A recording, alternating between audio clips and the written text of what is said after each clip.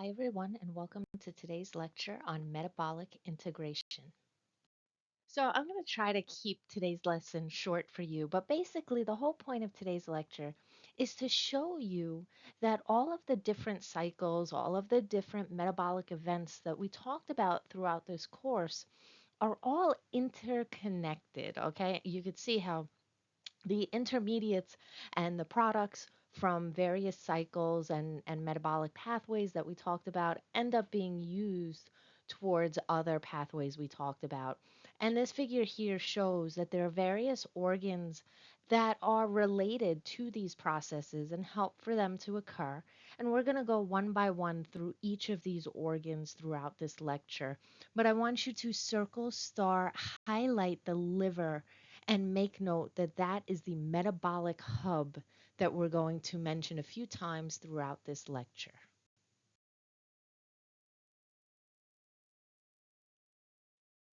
So now, as promised, we're going to go one by one through the organs. We start off with the organ that many of my undergrads do not know about or use.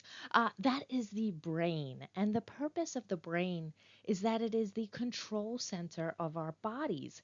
Now, what I want you to remember about this slide, and so many students remember it for many semesters later, is that 60% of the body's glucose is required by the brain.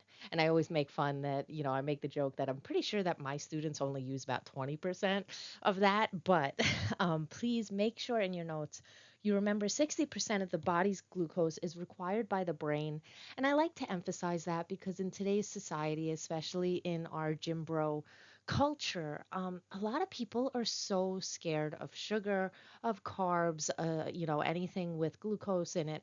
And yes, too much of these things is problematic and bad for the health overall. But keep in mind, too little is also a problem for you. And think about if you've known anyone who has given up sugar, you notice that what are they? Lethargic, and a lot of times they have brain fog and they will not think as clearly or as smart in terms of their decisions and their processes when it comes to having deprivation of sugar. Okay, so that's like me sometimes, but make sure to highlight that in your notes.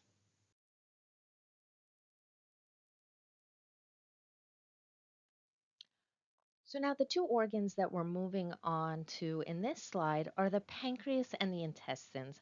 And the pancreas, that's going to be important in terms of the glucose that we just mentioned a moment ago, in terms of regulating that in the blood and in the body, because the pancreas secretes insulin.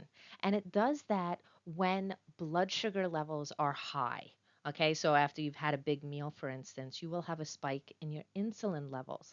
And in later slides today, we're going to go through that process, why that happens, what's the consequence. But for now, make note that the pancreas is responsible for secreting insulin. It also secretes digestive proteases that we've mentioned in some of the other lectures already. So, for instance, if you remember trypsin and chymotrypsin, when you had to do that lovely sequencing in terms of breaking down proteins. I know you guys love that one. But yeah, so the pancreas is responsible for secreting things like trypsin, chymotrypsin, and elastase that basically help with the degradation of proteins that you have in your diet. We then have the intestines, and there are the small intestines and the large intestines. And I want you to know the difference between them. And that difference is in terms of what they absorb for you. So the small intestines are responsible for absorbing nutrients, whereas the large intestines, they absorb water and electrolytes. Okay, so both play a very important role in digestion and your overall health and dietary function. But the difference is that small intestines absorbs nutrients, large intestines absorb water and electrolytes. Now, the small intestines also secrete some peptide hormones that control eating behaviors, and we're going to talk about that in the upcoming slides.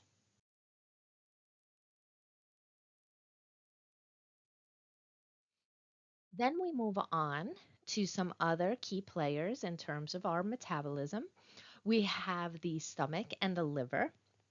As you know, the stomach's main role is in digestion. It basically gets the food prepared for the small intestines by producing what's called chyme. And chyme is basically this acidic food slurry that helps you start in terms of digestion of your food. Now, the stomach also, just like we mentioned a moment ago with the small intestines, the stomach also secretes peptide hormones that control eating behaviors, and we're going to talk about that a little bit later in this lecture. Then we have the liver, and I want you to circle, star, highlight that the liver is what we call the metabolic hub.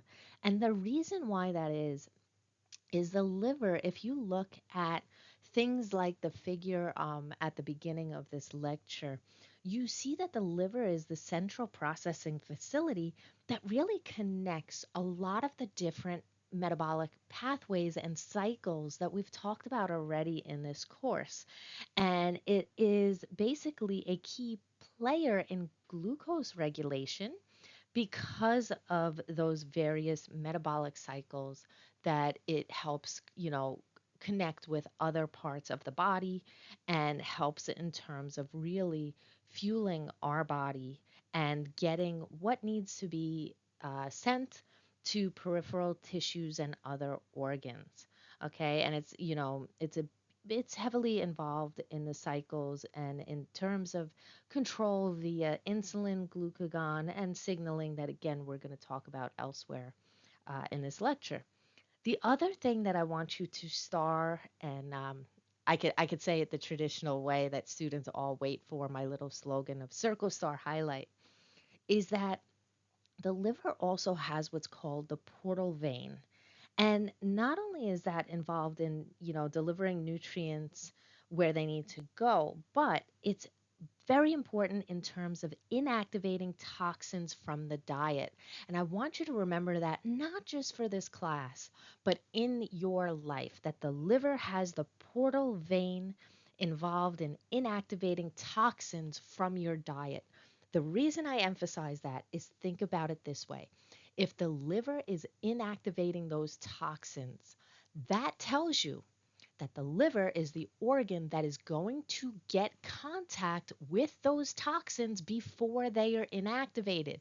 So that's why things like having too much alcohol or taking in any kind of drugs destroy the liver and lead to a lot of bodily dysfunction from that and even death, because the liver, since it is responsible for inactivating these toxins, it gets hit with it when those things are at their most toxic level. Okay, so keep that in mind throughout your life and really make sure to take care of your liver and kidneys, because it is not a fun time in your life if anything happens to those two organs.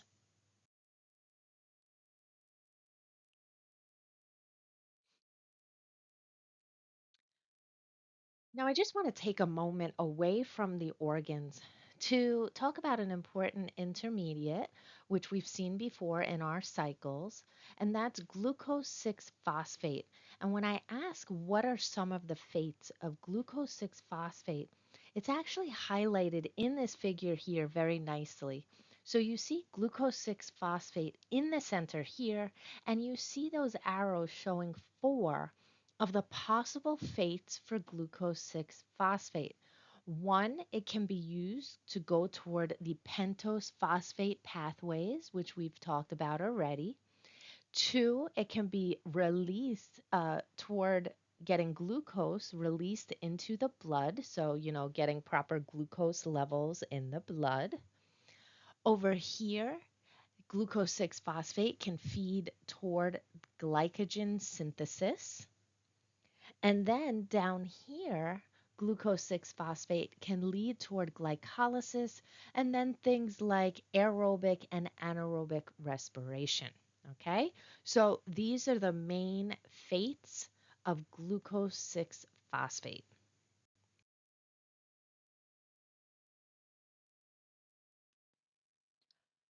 So now continuing on with the parts of the body that, basically are connected to the metabolic pathways that we've discussed so far in this course, we now move on to the muscles. And we have two different categories that I want you to be aware of: skeletal muscle and cardiac.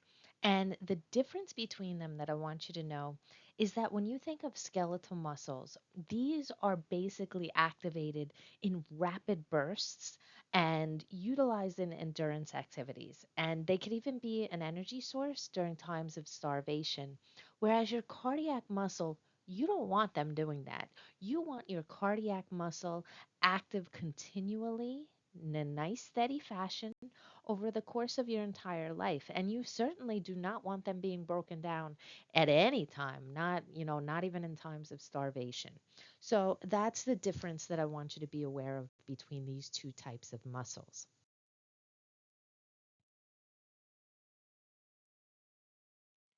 Now, another little divergence away from the body parts and organs is the concept of creatine kinase. And so I'm going to use my little laser pointer and highlight the reversible reaction that this enzyme will be catalyzing. Basically, it's a reversible phosphoryl transfer reaction. Okay, and so you have that reaction in order to generate ATP in muscle cells so that, it's readily available as a source of energy for muscle contraction. And now when you think about that, it's the idea that, you know, when you enter the medical field or even when you're looking at your own blood tests and whatnot, they can utilize this reaction and looking at creatine or creatine kinase levels in order to analyze whether or not you have muscle damage. Okay, so make sure to circle star highlight that in your notes because it's nice whenever we can make connections to our everyday lives or to the medical field.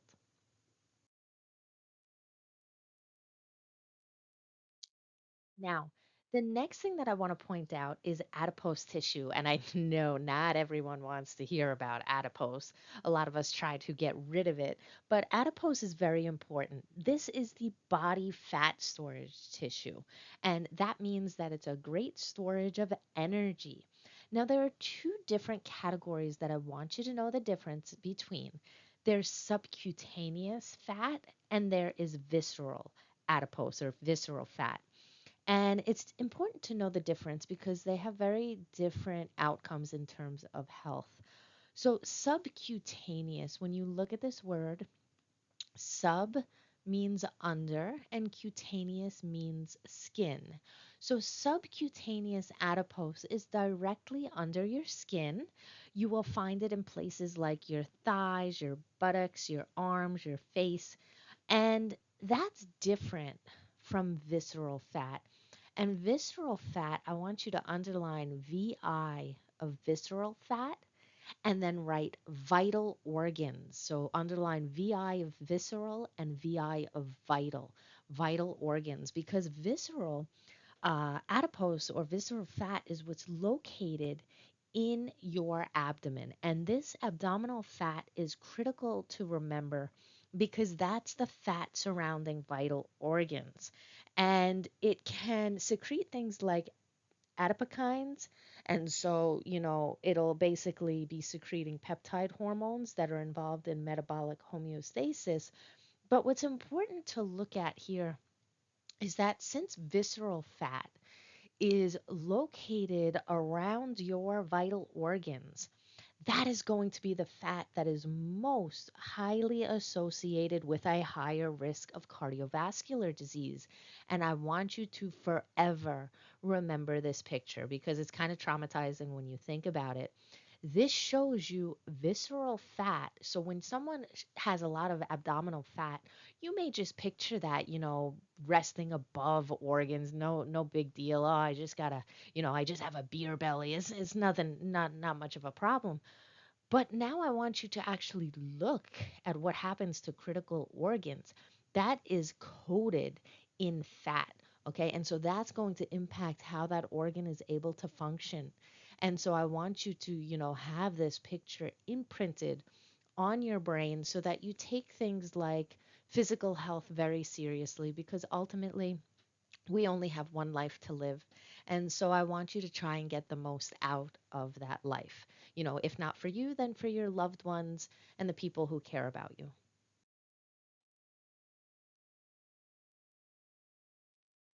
Speaking about loved ones and the people who care about you and taking care of physical health, I want you to put little stars next to the kidneys because this is the part of your body that I always tell students if you are in the medical field or if you are in the hospital with a loved one. When a patient's kidneys fail, that usually means they will be gone within a few days. Okay, a lot of times it's 2 to 5 days or 2 to 7 days later. If you have a critical patient and their kidneys fail, they are usually going to be a goner. A lot of times, by then, especially with older patients, dialysis will not be an option or will not be able to save them from the worst level of failure. Now, the reason why the kidneys are so important is their function or their purpose is to filter your blood and to get rid of waste products from the blood. Now, there are ways to try and help patients who have lower function of the kidneys or start to have some failure, but not full failure of the kidneys. And that's the big one is hemodialysis, which is basically a procedure that uses these semi-permeable membranes and the process of diffusion to help filter the blood for the person. Now, please do not think that that is, you know, kind of a saving grace of, oh, I don't have to worry about my kidneys. If anything happens, I could just there's dialysis for that. If you have ever had a loved one or known a patient on dialysis, that is a brutal life. It is not something I would wish upon anyone. They have to go 3 or 4 days a week for 3 to 6 hours hooked up to these machines and staying in these places because they got to check vitals and do prep before and after. It is painful. It is prone to sepsis and infections because of the ports that they need in terms of entry into and out of the body. When my grandmother was doing it, it was brutal on her and her husband, my grandfather, and a lot of the loved ones around them. And also, it was painful for her to see that there were a lot of young people in there with her. And unfortunately, I keep mentioning this in the classroom too because of our what I constantly call gym bro society, but I am part of it too. Um, a lot of people have really gone full force into putting all kinds of supplements and powders into their bodies, protein powders, protein bars, without really knowing the science of being able to read the ingredients and determine what is really healthy for you and what is problematic for you, your liver, your kidneys, and a lot of people unfortunately, because they don't know science, they'll, of course, believe the labels that say, oh, this is organic, oh, this is natural, oh, this is healthy. Sometimes things that say that when you read the labels aren't truly healthy. Some things that are organic or so called natural are not safe for you. So, unfortunately, the amount of people in their 20s and 30s who have kidney failure, who have to be on dialysis, who have CKD, which is chronic kidney disease, the amount of young people having this has skyrocketed because the amount of supplements and powders that they will put in their bodies. And some of them will just order these things off of the internet without them even being FDA regulated or truly trustworthy. So please be very careful what you put into your body.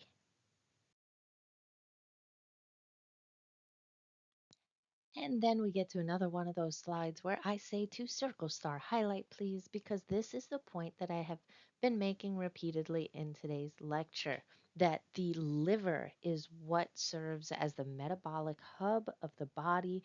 And as you can see from here, the reason we call it the metabolic hub is because it coordinates the exchange of metabolites between major tissues and organs. And so basically, it is a hub between or amongst the various cycles and metabolic pathways that we've talked about in this course. And it especially involves the import and export and conversion of glucose and triacylglycerols. And I'm going to have a reminder in the upcoming slides about why that is so important. So, as promised, here's the reminder of why triacylglycerols and glucose are so important. Here we have the triacylglycerol cycle. And basically, as you can see from here, the purpose of this is to maintain energy rich fatty acids in circulation so that they can be used by peripheral tissues. And you see over here where you have fatty acids going to peripheral tissues. Now, as you can see from this figure, the triacylglycerol cycle is between the liver and the adipose tissue that we were just talking about a moment ago. And so it's an interorgan process that continually circulates those fatty acids and triacylglycerols. And the big intermediate here and here that it is dependent on is glycerol 3 phosphate. So circle star highlight that this cycle is between the liver and adipose and it is dependent on glycerol 3 phosphate. And that will be both systemic and intracellular levels of glycerol 3 phosphate that's critical to this cycle.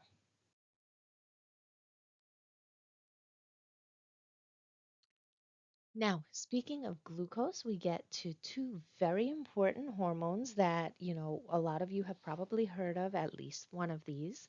And that first one being insulin.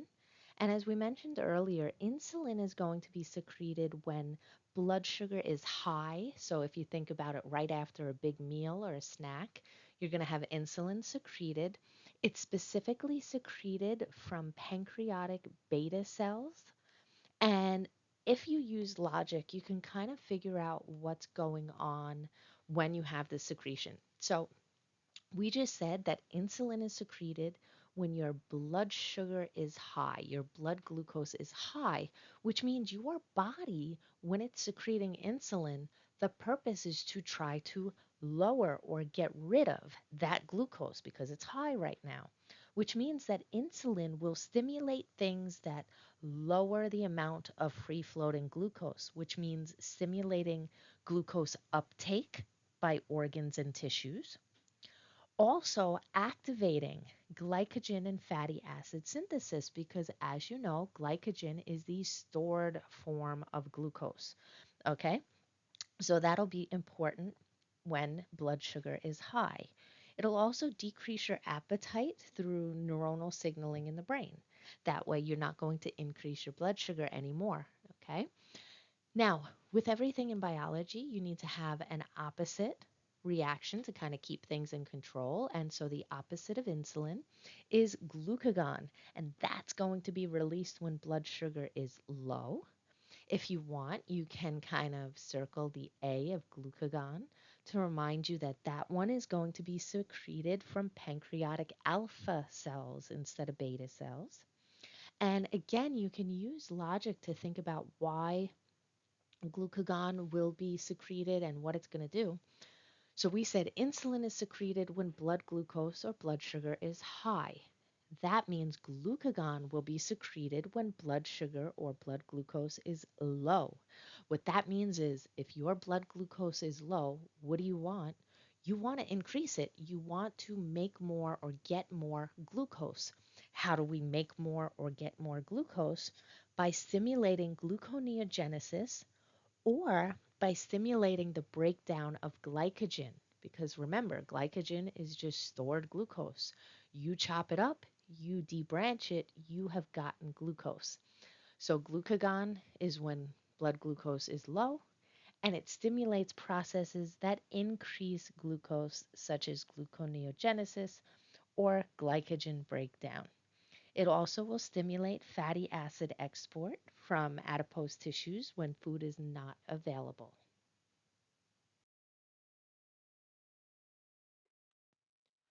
So now we're going to take a look at two other very important metabolic hormones. And for this one, I have a little trick for you to try and remember which is which. So we're going to take a look at ghrelin and leptin. What I want you to do is in your notes, when you write or say ghrelin, I want you to think of growlin, like the sound of your stomach growling, because this is the hunger hormone. This will signal hunger and kind of trigger meal initiation. It is short term, fast acting. You're going to know you're hungry. Like I said in the last slides, everything in biology has an opposite. So if ghrelin tells you your stomach is growling and you're hungry, that means leptin is the opposite. It is an appetite suppressant signal. And so basically, this leptin signals that you are satiated. And I absolutely love, I smile every time. The cutest little mice are what we call leptin deficient mice. So you see the negative here. they these mice do not have the ability to register or produce leptin, which means that they never feel satiated. They do not have that appetite suppression feeling, and so they are always hungry, which is why this poor little guy is like twice the size of the wild type little mouse, the one that has proper leptin. Now, when we talk about this slide, it's very important in your everyday life because there's something called leptin resistance. And basically, if you are leptin resistant, that means that your body is not going to be able to properly respond to leptin. So your brain won't be able to register those signals. You'll have, a reduced sensitivity of your receptors to leptin, which means you are not going to properly be able to suppress your appetite or feel satiated. And so, if you've ever seen news stories, or they even have TV shows about people, who weigh 600 pounds, 1,000 pounds, all of that. Some of these people will judge them and make comments, not realizing that their weight has nothing to do with self control or making good life choices. For some people, they actually have a leptin resistance where they cannot feel satiated. And so they are always hungry. And so once you have determined that, then you can take the steps to figure out what to do medically for that. Now, the reason why I say this is important, though, in everyone's life, because you can actually get mild levels of leptin resistance. Even when you do not have the extreme levels that you see in those, 600-pound, 1,000-pound situations. And I want you to circle, star, highlight in your notes some of the things in your everyday life that can cause more of a leptin resistance, which then leads to you having more weight gain, a bigger appetite, and a lack of appetite suppression. So, some of the things that can lead to leptin resistance are inflammation, high fatty acids in your diet, obesity, and in the case of college students, pay extra attention to stress, poor sleep, and high alcohol intake. Also, high meat intake as well. Okay, so especially as college students, make sure to work on stress management, on proper sleep habits, because this can lead to more leptin resistance and will make your weight more uncontrolled.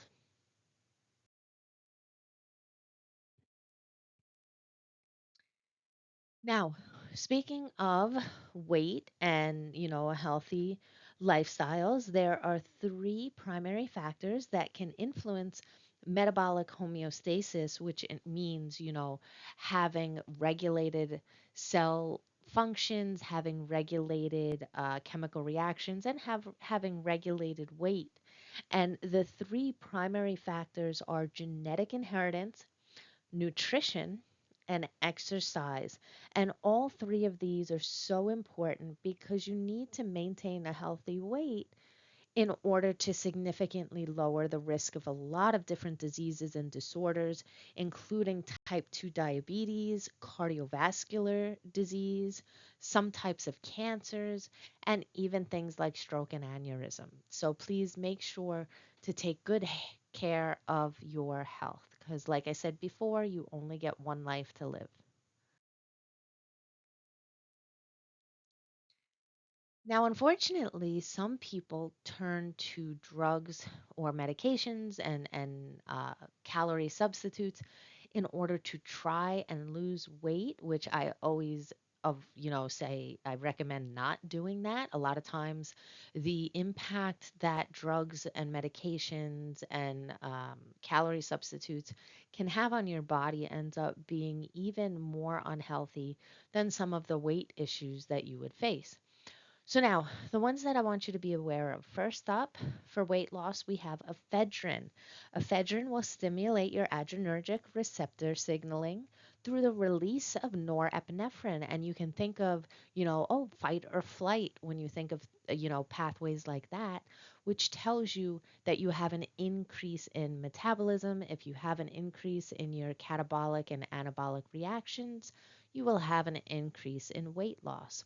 Similar to that is also lorcaserin, which also goes by the name Belvic. And with that one, that's an appetite suppressor, but instead of acting on norepinephrine, it's a receptor agonist for serotonin. So it's working on the serotonin pathway. But again, if you think about those pathways, it helps in terms of energy expenditure and in terms of your metabolic rates. Then we have orlistat, which is also known as Zeneca. That's a pancreatic lipase inhibitor. And so, if it is inhibiting lipases, that basically tells you that the triacylglycerides or the lipids that would be broken down and stored in your body are instead going to pass through the digestive tract without being metabolized. And so, they will not be worked upon. You will not be storing them. And instead, they just get excreted quickly. The last one is my favorite one to teach because I actually knew some people who would eat products during the time that Olestra was a big fad. So what Olestra is unlike the other three are drugs for weight loss. Olestra is also for weight loss, but instead it was a zero-calorie fat substitute that was put into foods such as chips, so like Pringles and Lay's potato chips. For a while they were using Olestra. Now, that sounds great. Oh, you can put zero-calorie fat substitute. Now I could eat chips or other junk foods that they were putting it in, or even regular foods. The problem with this is it turned out to be what's called a greedy chemical, meaning not only was it not giving you fat, but it was blocking the absorption of key vitamins, okay? Key vitamins. Now, that sounds like a dangerous problem, right? You would think that the government or the country banned this. It has not been banned, even to this day. And what's most troubling about that is the reason why I laugh.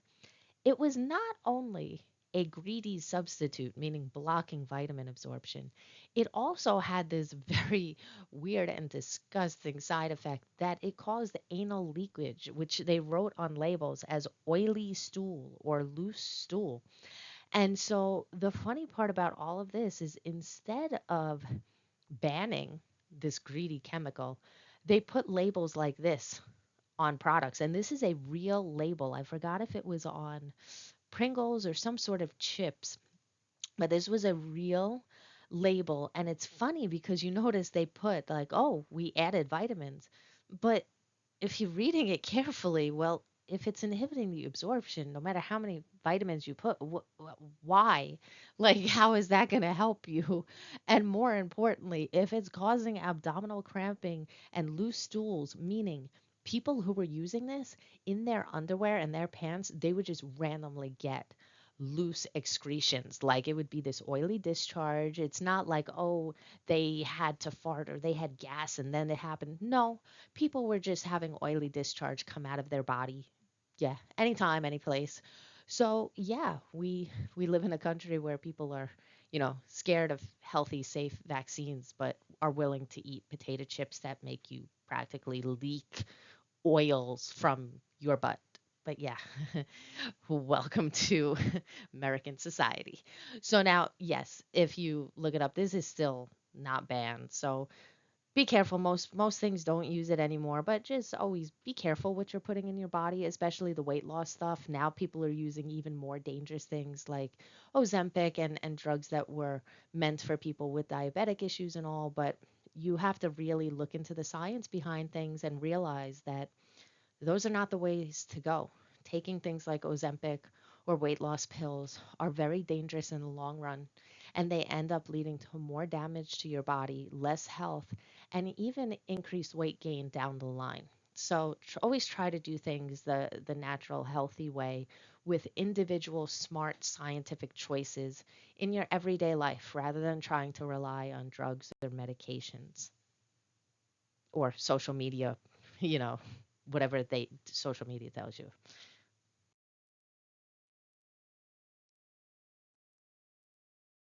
The last thing that I want to teach you about today is glycemic index. Whenever you see GI or glycemic index, we're not talking about GI tract, we're talking about glycemic index here. The meaning of that is basically the numerical value that will show you how fast glucose is released into the blood after you've eaten a food product that has carbohydrates in it. And in, lesser lingo or an easier way of thinking about it, you can think about glycemic index as being how much a particular food will spike your sugar, okay, your blood sugar, and how quickly after you eat a meal this will happen. And so when we look at tables like this and you see glycemic index numbers, any food with a glycemic index less than 55, so the lower the glycemic index, the healthier the carbohydrates in that food are considered to be, and the lesser the impact will be on your blood sugar level. Okay, so you can eat plenty of those foods without having a spike in blood sugar, without having the lethargic, nausea or bad reactions that you get when you eat too much sugar at once or too much of a high glycemic food. Now, anything above 55, and you'll notice that 55 mark is kind of arbitrary. I usually say lower healthier, higher not as healthy, because you'll notice that some of the things that are less than 55, well, pound cake, chocolate bar here, it's not, the healthiest of foods to have in large quantities. So anyway, the higher the glycemic index, the less healthy the food will be, and the bigger the blood sugar spike will be. And you tend to have a very horrible feeling, after you eat something that has a high glycemic index, because think about it this way. If a food has a very high glycemic index, it's going to spike your blood sugar. What happens, according to our lecture today, when your blood sugar increases, when you have high blood sugar? Well, your body pumps out insulin. So if you had a big spike in blood sugar, your body's going to pump out a bunch of insulin all of a sudden. What's the purpose of insulin? To drop your blood sugar. But now, because you had such a big spike with this high glycemic index food, you had such a surge of insulin that now your blood sugar dropped from the insulin doing its job, dropped to below your basal level, meaning your normal level of blood sugar. So now your blood sugar plummeted too much too quickly. And so now you are going to have that lethargic, that, very fatigued, yucky feeling because it plummeted. And then now you're going to have the opposite in terms of, instead of insulin, now that your blood sugar went too low, glucagon is going to get knocked in and secreted. And so now that's going to make the blood sugar go up more again. Okay. Now, it's interesting. The last thing I want to mention over here is when that happens, when you're thinking in terms of high and low, one of the ways that you can avoid that problematic surge in blood sugar and lethargic impact as your blood sugar spikes then plummets is to pair a high glycemic index food with a low glycemic index food. So it actually ends up averaging out and balancing to reduce some of the impact. So mathematically, I know it sounds weird, but mathematically it balances. So I always make this the joke to have a little bit of broccoli with like your ice cream, or have broccoli with a lot of your meals. And what's interesting with that, I want to point out, cooking some foods can also impact the glycemic index. So here, when it says a glycemic index of 10 for broccoli, that's actually raw broccoli. When you cook broccoli, it then raises it to about 35 or 45, but it is still considered a low glycemic index food, lower than that 55 level. So always try to pair anything that's high glycemic with low. That's why if you have something sugary like a donut or whatever, if you have a salad at the same time, you'll notice that salads are really good palate cleansers, but they also ease some of the nausea or fatigue that you may get with meals, and they refresh you. Part of that is because they are balancing your glycemic index in terms of that meal, and they are helping you not to have the kind of spikes that you would have otherwise. Okay, so that's what I was talking about before when I said to try and make healthy, scientific choices every day in every decision that you make.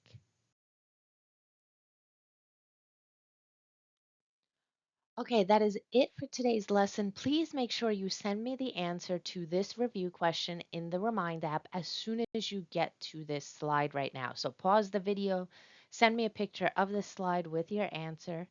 Okay, and thank you and have a great day. As always, any questions, any concerns, just message me in the Remind app or email me since you know I have no life. Okay?